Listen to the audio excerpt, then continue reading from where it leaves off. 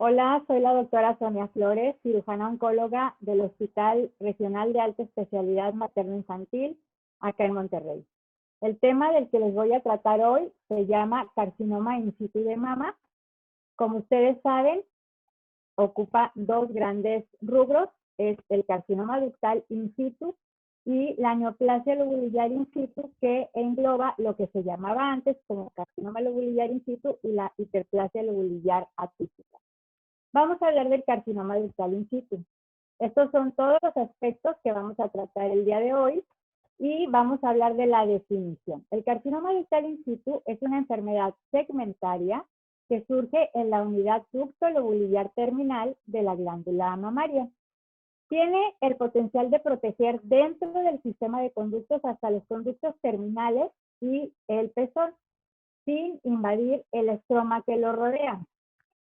Es una proliferación maligna, sin duda, y tiene muchos extremos en cuanto a leve, moderado o severo. Esta es una proliferación maligna de las células epiteliales ductales que puede inclusive progresar a través de las células epiteliales de los ductos y llegar inclusive hasta los conductos galactóforos terminales e inclusive hasta el pezón, sin haber roto lo que es la membrana basal o las células mioepiteliales que lo rodean. Por lo tanto, no tiene capacidad de dar metástasis.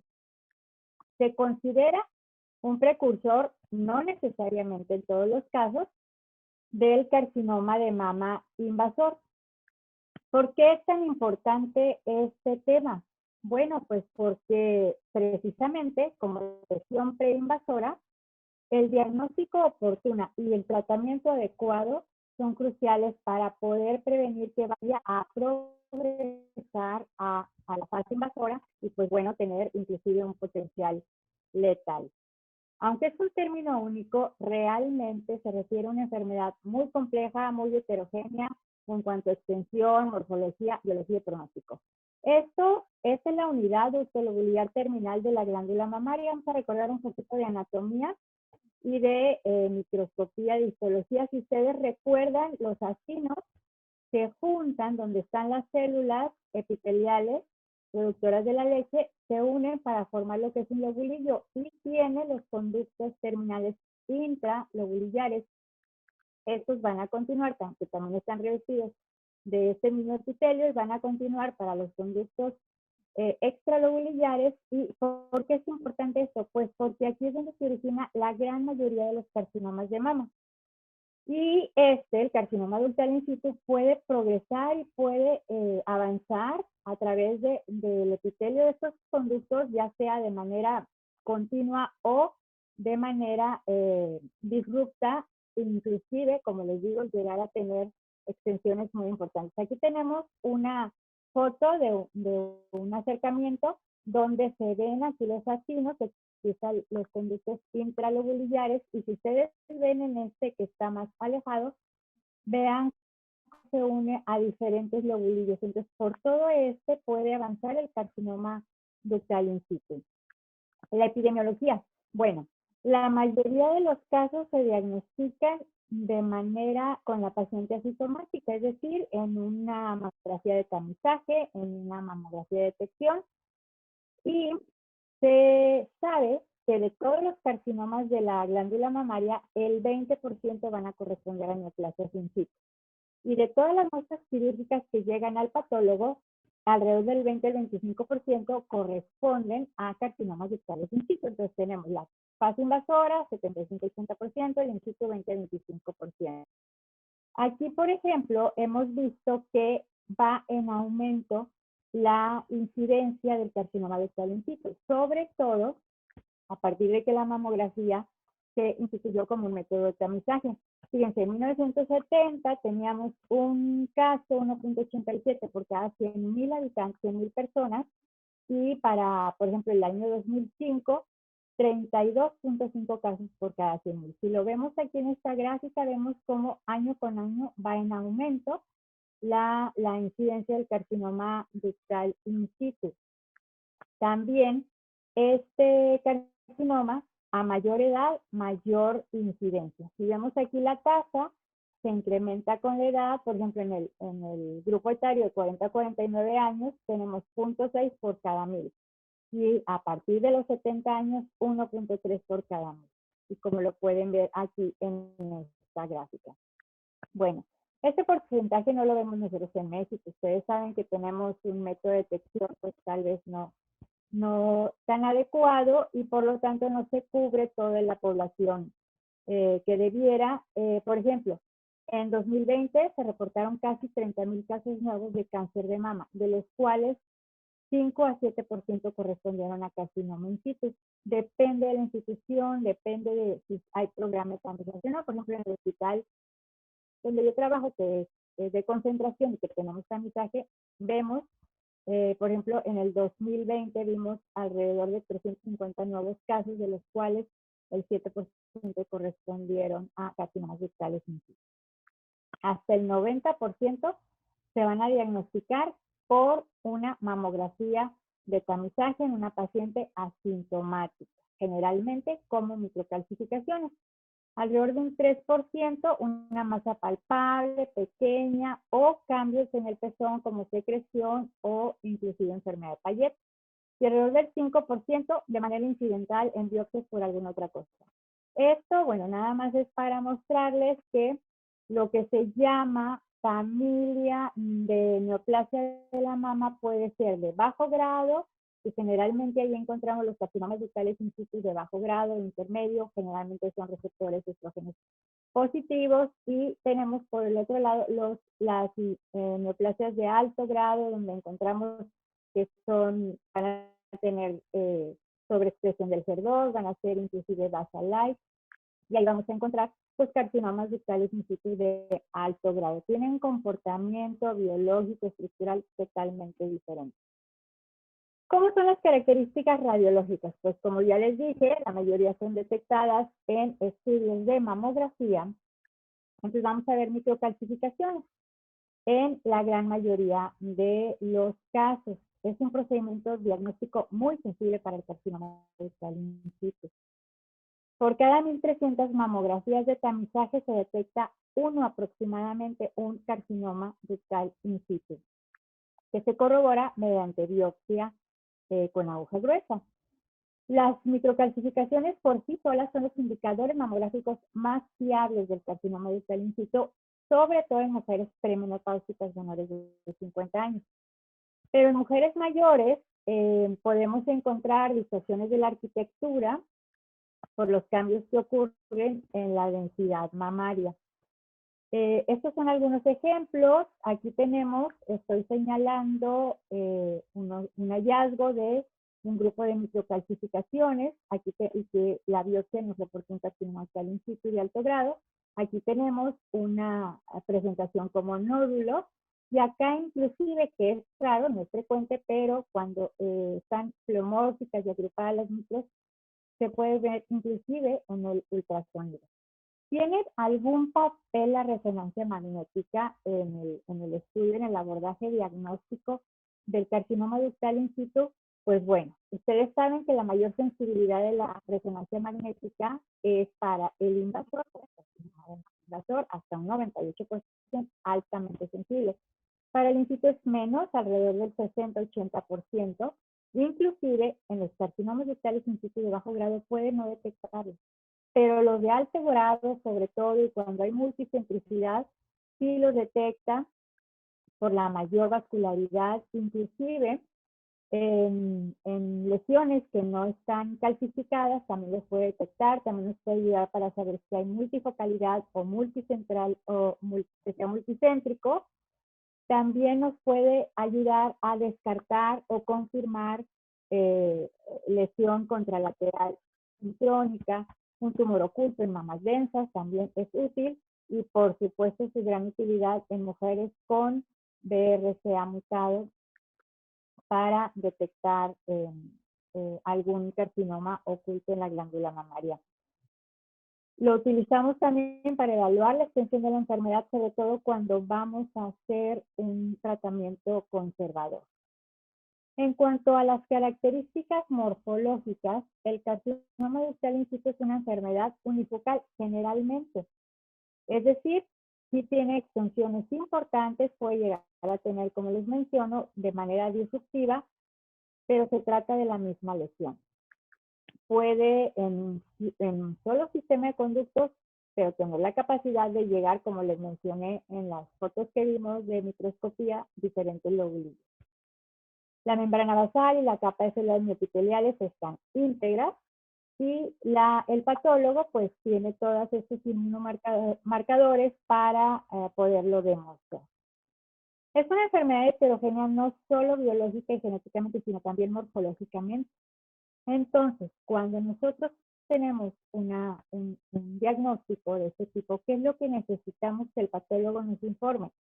El grado nuclear, como ya vieron, grado bajo, medio o alto, el patrón de crecimiento, que ahorita vamos a hablar de eso, si hay presencia o no de necrosis tipo Comedo, si hay reacción estromal o no, si hay infiltración de los linfocitos ahí tumorales, las famosas TIL, y también en inmunohistoquímica, no nada más los receptores de estrógeno, también ver si hay expresión del HER2.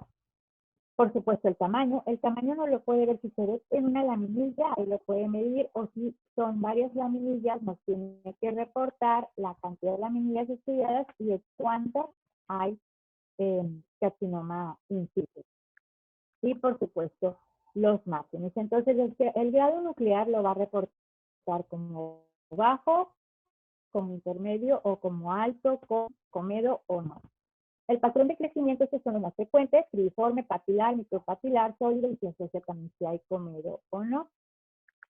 El perfil inmunohistoquímico, como les mencioné, el estado de los receptores de estrógeno es un marcador de pronóstico débil. Sin embargo, es un fuerte predictor de la respuesta a la terapia endocrina para reducir la recurrencia local. Eso es algo muy importante. El único marcador útil para planificar una terapia endocrina es precisamente este estado.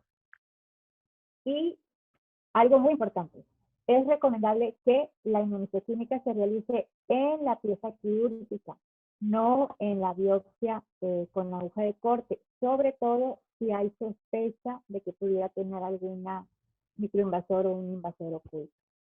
En cuanto a las características moleculares, solamente tenemos esta firma molecular, el Oncotype DX, que evalúa 12 genes que son derivados de los 21 genes que ya conocemos para la fase invasora. Realmente no se ha difundido mucho su uso porque la utilidad es para determinar el riesgo de recurrencia entre los 10 años posteriores al diagnóstico. Sin embargo, algunos estudios han indicado que tiene mayor valor si se correlaciona con la edad al momento del diagnóstico, con el tamaño del tumor y la multifocalidad. Entonces, realmente, si ustedes ven a este estudio que fue publicado en 2017, es un estudio muy interesante, es prospectivo. Fíjense, desde 1997 hasta 2013 se reclutaron 2.762 pacientes y fue llevado a cabo en los centros del NCCN. ¿Qué es lo que estaban buscando?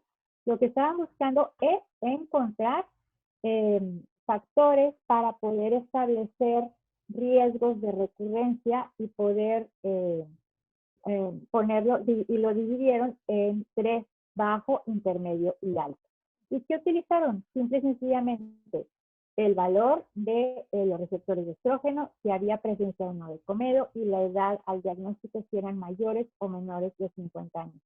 Y vean que sí tuvo mucha significancia estadística, no recibieron adyuvancia durante ese tiempo y la recurrencia se presentó en los de bajo grado 9%, intermedio 23% y en los de alto grado 51%. Y aquí está, muy sencillo, como hicieron sus grupos de riesgo en bajo, intermedio y alto y les dieron un valor a los 3 que les acabo de mencionar. Entonces, cada vez está más difundiéndose para que se pueda llevar a cabo en cualquiera de los centros donde se vea este tipo de carcinoma. Es muy importante que en este momento nos detengamos y hablemos de la historia natural, porque es extremadamente difícil rastrear la historia natural del carcinoma ductal in situ. De hecho, mucha información que se obtiene de estudios que se hacen para la fase invasora, luego se tratan de adaptar al manejo del carcinoma ductal in situ, pero no siempre ha podido ser así. Una cosa que hemos visto es que la tasa de recurrencia hacia como invasor, como un carcinoma infiltrante, no ha cambiado, no se ha podido disminuir. Entonces, es lo que se está buscando, encontrar factores para poder disminuir esa recurrencia como invasor. Entonces, la mayoría de los pacientes con carcinoma ductal in situ no va a desarrollar carcinoma invasor, pero sí tenemos una parte que sí lo va a hacer. Por eso se considera un precursor no obligado del carcinoma invasor.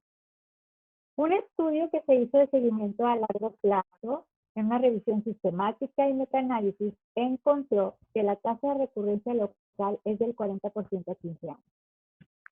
Y de este, el 28% lo hace de manera como un carcinoma invasor, asociado a una tasa de mortalidad del 18%. Es por eso que es importante que podamos encontrar la manera de disminuir esa recurrencia. La visión actualizada sobre el carcinoma ductal in situ considera esta enfermedad como un amplio espectro morfológico y biológico, que va desde lesiones, como les mencionaba, de tamaño pequeño, de bajo grado, que pueden tratarse con excisión quirúrgica sola o inclusive se está proponiendo con solo vigilancia, hasta lesiones extensas de alto grado para las cuales el mejor tratamiento es la mastectomía. Más del 50% de los pacientes que tienen carcinoma ductal in situ de alto grado, más del 50% van a progresar a carcinoma invasor en menos de 5 años. Su contraparte, el carcinoma ductal in situ de bajo grado, también puede tener una progresión similar, pero en menor porcentaje, alrededor del 35-50%, y en mucho más tiempo, hasta 40 años. Entonces, muchas personas no van a llegar inclusive a desarrollar esa fase. Ya conociendo esto, vamos a hablar de las opciones que tenemos de tratamiento. Una vez que tenemos histológicamente comprobado este diagnóstico, tenemos que actuar. Tenemos que ofrecer un tratamiento a nuestra paciente. Entonces, esto sigue siendo controvertido. Tenemos una amplia posibilidad de opciones. Como les mencioné, incluye vigilancia, incluye cirugía conservadora sola, cirugía conservadora con radioterapia, con o sin terapia hormonal y hasta el extremo de la mastectomía con reconstrucción inmediata tardía. A lo largo del tiempo se han realizado muchos esfuerzos para identificar pacientes de bajo grado y de alto grado con el fin de evitar, por un lado, un tratamiento excesivo y por otro lado, un tratamiento insuficiente. Ustedes ven, ¿a quiénes podemos dejar en vigilancia? Realmente ahorita no hay una indicación como tal, pero se pudiera considerar, si vemos este estudio donde los estuvieron pacientes de bajo riesgo, sobre todo mayores o pacientes con riesgo de mortalidad alta debido a sus comorbilidades, los dividieron en grupos etarios y encontraron que en este tercero que estoy mencionando de mayores de 70 años, la línea negra representa a la muerte por el carcinoma lobulillar, el carcinoma ductal in situ de bajo grado. Y la línea azul representa pues la mortalidad por la edad o por las comorbilidades. Entonces definitivamente en estos casos no pudiéramos optar por la vigilancia. Por otro lado, vamos a la mastectomía, que de dicho sea, siempre hay que hacer la reconstrucción, puesto que no va a haber necesidad de la radioterapia. Entonces, si es inmediata, mejor. ¿En quiénes la vamos a indicar? Tumores de gran tamaño, tumores multicéntricos, mamas pequeñas con una relación mama-tumor muy desfavorable y antecedentes familiares fuertes o mutaciones de RCA que ya hayan sido documentadas. ¿Qué tipo de mastectomía vamos a hacer? Cada vez más se opta por hacer una mastectomía preservadora de piel e inclusive mastectomía preservadora de piel y pezón.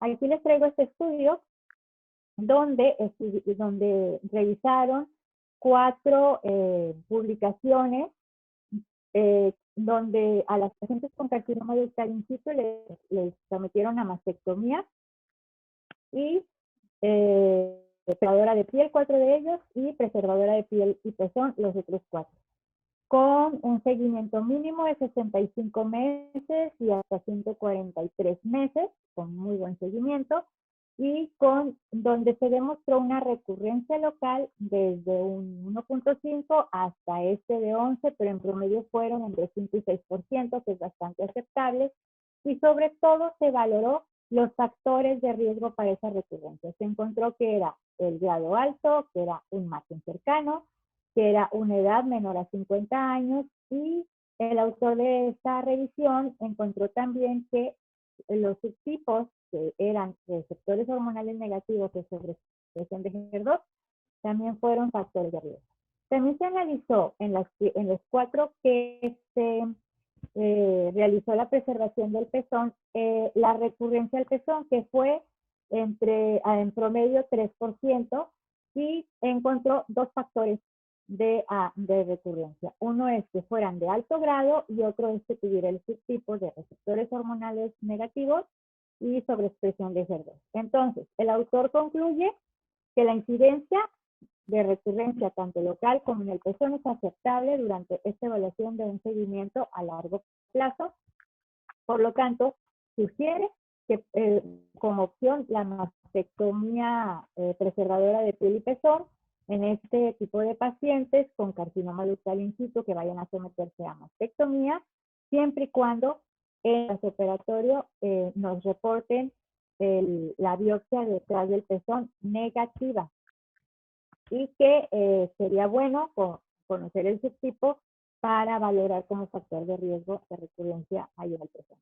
¿Por qué es importante ver esto? Porque curiosamente cada vez más hay pacientes con carcinoma ductal in situ que prefieren la mastectomía, a diferencia de las pacientes con carcinoma invasor de mama que optan más por la cirugía conservadora. ¿Será el fenómeno Angelina Jolie? Puede ser, tal vez, pero no necesariamente. Aquí tenemos en esta gráfica que va aumentando la cantidad de mastectomías, va disminuyendo la cantidad de lumpectomías en este tipo de pacientes.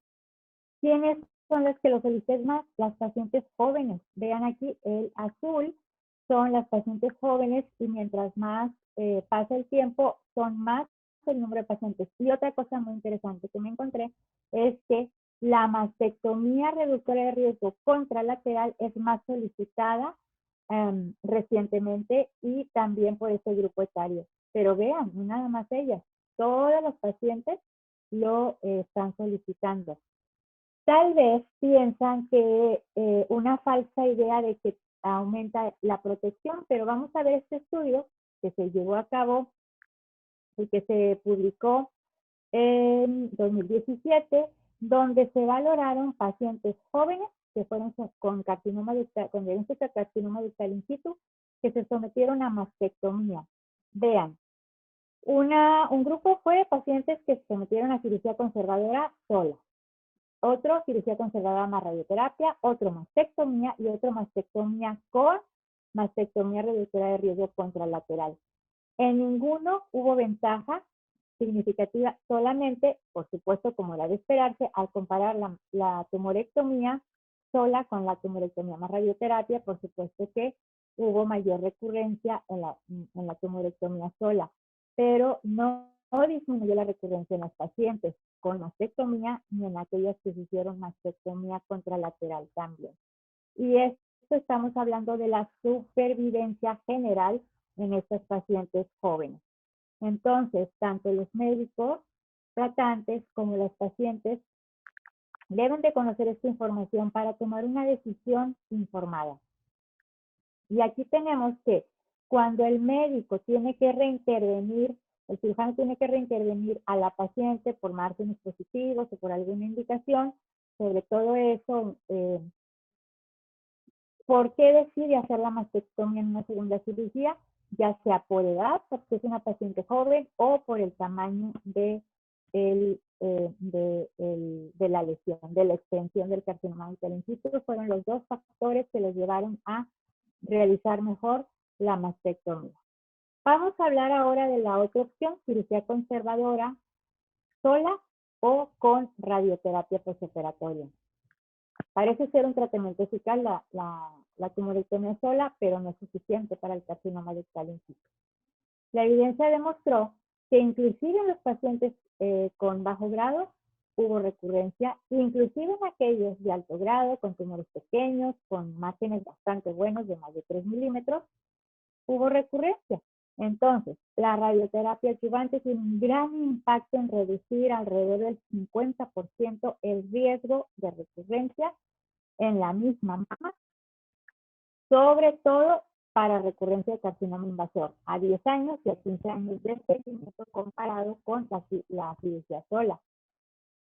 También reduce un 10 y un 2% respectivamente para recurrencia como in situ o como invasor a 20 años. O sea, hasta ese tiempo nos da protección. Aquí tenemos unas gráficas donde evidentemente vemos la línea amarilla corresponde cuando se añadió radioterapia y la línea azul corresponde cuando fue la cirugía sola. Entonces el índice de recurrencia fue mayor cuando no se añadió la radioterapia. Pero si vemos en el impacto en la sobrevida, no, la radioterapia, el añadir radioterapia no impacta en la sobrevida global. Aquí vemos unas gráficas donde estamos viendo que inclusive en el carcinoma ductal in situ de bajo grado, que es esta gráfica, al añadirle radioterapia, la probabilidad de recurrencia disminuye comparada con cuando no, con una P significativa. En todos, de bajo grado, de grado intermedio, de alto grado, por supuesto, y sumando todos los grupos. Ahora, vamos a añadir hormonoterapia cuando, con adyuvancia, por supuesto, en los casos de carcinoma ductal in situ que tienen receptores de estrógeno positivo. Es un tratamiento eficaz para reducir la recurrencia local y contralateral. Esto nos da protección también para la contralateral en un 30% a 10 y 15 años de seguimiento. Se elige el tamoxifeno, inclusive cuando se da la par durante la radioterapia, y los inhibidores de la aromatasa han demostrado tener mayor eficacia, sobre todo en mujeres posmenopáusicas arriba de los 60 años. Vamos a hablar de los márgenes quirúrgicos porque ha sido motivo de mucha discusión y de mucha controversia y de mucho estudio a lo largo de mucho tiempo. Múltiples estudios han demostrado que los márgenes positivos, que significa que hay tumor en la cinta, hay riesgo de recurrencia local. Entonces, SSO, ASTRO y ASCO se pusieron de acuerdo y ya determinaron que un margen adecuado es 2 milímetros o más. Un margen cercano es menos de 2 milímetros y pues ya les mencioné el positivo. También en el metaanálisis del ensayo LORI se demostró que no es necesario un margen mayor. Se compararon pacientes que tenían más de 2 milímetros, inclusive más de 10 milímetros, y no disminuyeron la recurrencia, aunque a todos se les dio radioterapia, aunque hubiera comedia, aunque hubiera factores de riesgo como pacientes jóvenes, tumores grandes, altos grados, comedos, etc. Entonces, dado que muchos autores afirman que el predictor más importante de recurrencia local para el carcinoma ductal in situ después de cirugía conservadora es un margen quirúrgico positivo, en el momento de la cirugía inicial, nosotros como cirujanos debemos de realizar un cuidadoso muestreo macroscópico y microscópico en conjunto con el patólogo. Debemos de trabajar de la mano con el radiólogo y con el patólogo de manera conjunta y lograr ese margen mínimo de 2 milímetros. Si nos reportan 2 milímetros, no necesitamos volver a hacer no necesitamos volver a operar. Si los márgenes son menores de 2 milímetros, pero negativos, vamos a valorar otros parámetros, como son la edad, como son la extensión del tumor, como es el grado nuclear, para valorar si sería bueno hacer una precisión quirúrgica. Estudios recientes han demostrado que el riesgo de recurrencia es similar entre los pacientes que se someten a radioterapia aún con márgenes cercanos.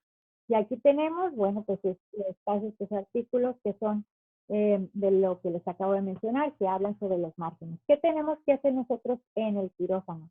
Tenemos que identificar muy bien nuestra pieza y tenemos que referirla, marcar los 6 marcos de preferencia, si puede ser con cinta o si no con sutura, o por lo menos marcarle al patólogo y al radiólogo 3 márgenes para que pueda identificar muy bien la pieza.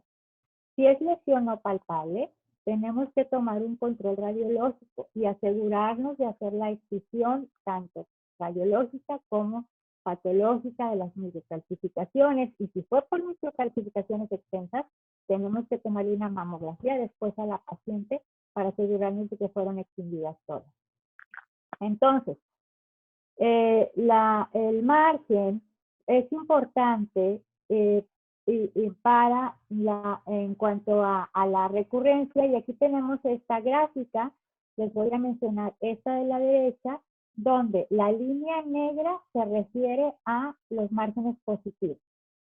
Y este cuadro es de los pacientes que no se les dio radiación y este es de los que sí se les dio la radiación, el de abajo.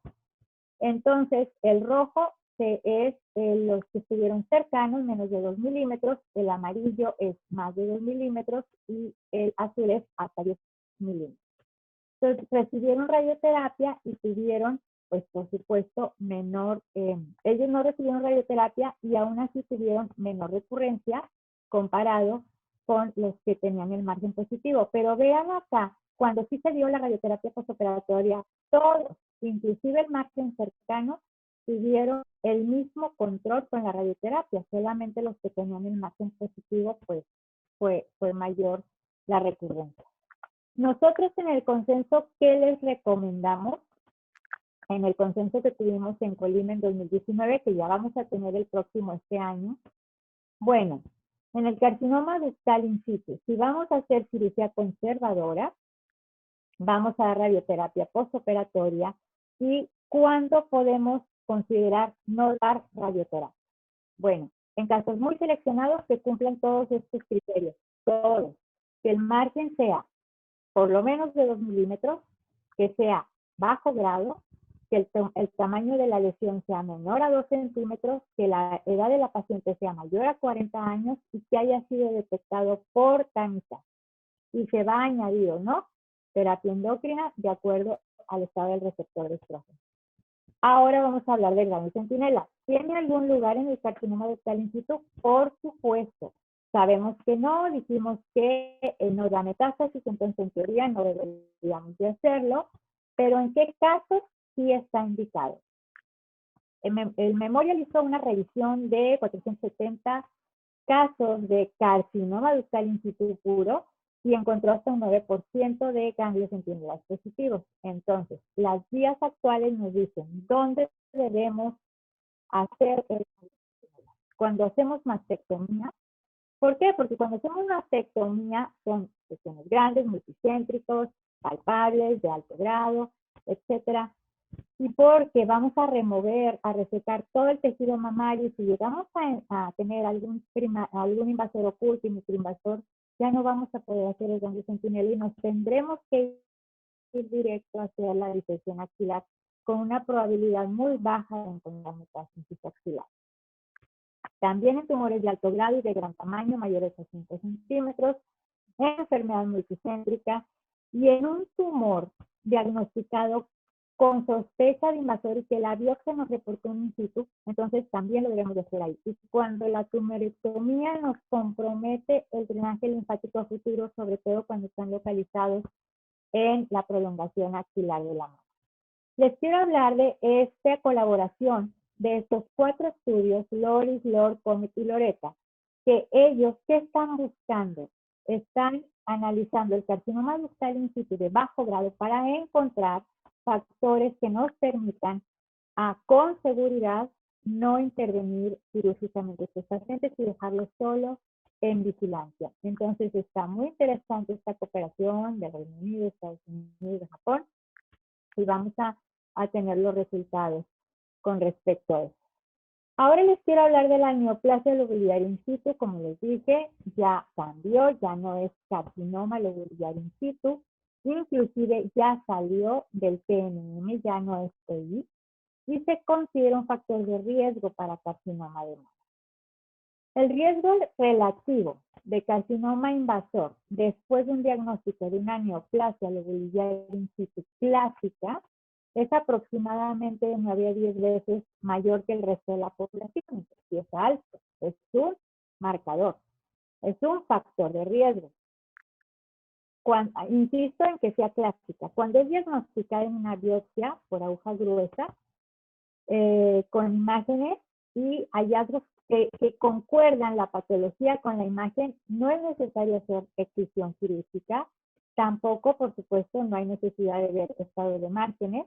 Entonces, ¿qué vamos a hacer? Vigilar, y puede indicarse quimioprevención como opciones de manejo adecuadas. Desde 1941, Stewart lo describieron y sigue siendo válida las descripciones que hicieron para la forma llamada clásica.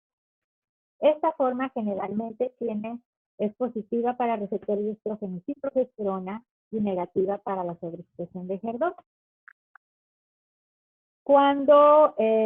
¿Cómo se presenta? Las características clínicas predominantemente en mujeres premenopáusicas con una edad media al momento del diagnóstico de 49 años, multicéntrico hasta en un 80% de los casos y bilateral de un 20 a un 60% de los casos. Muchas veces está oculto tanto clínica como mamográficamente, aunque estudios recientes lo han asociado con calcificaciones amorfas, o también en la resonancia magnética puede tener realce no más. Entonces podemos sospechar de eso cuando tengamos esa situación. Cuando encontramos variantes como el pleomórfico o con necrosis central, estas sí pueden asociarse a calcificaciones pleomórficas o pueden presentarse inclusive como una masa. El hallazgo de una de estas variantes, que es reportada en una biopsia con aguja, justifica la excisión quirúrgica porque pueden llegar a tener un comportamiento como un carcinoma rectal in situ y de hecho de tener después la fase invasora, tanto lobular, pleomórfica como ductal. Aquí este es un corte de una neoplasia lobular clásica in situ y este es de una variante pleomórfica muy diferente. ¿Cuál es la historia natural? Bueno, ya hicimos un factor de riesgo.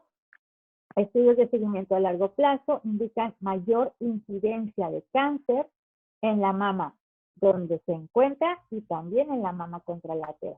La incidencia anual es de el 2% y el riesgo relativo de carcinoma de mama posterior a pacientes es de 9 a 10 veces mayor que la población general, como ya lo había mencionado.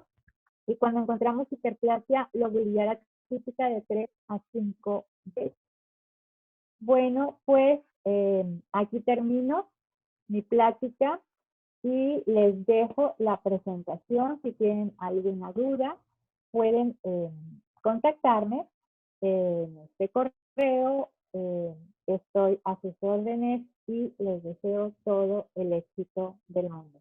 Muchas gracias por su atención.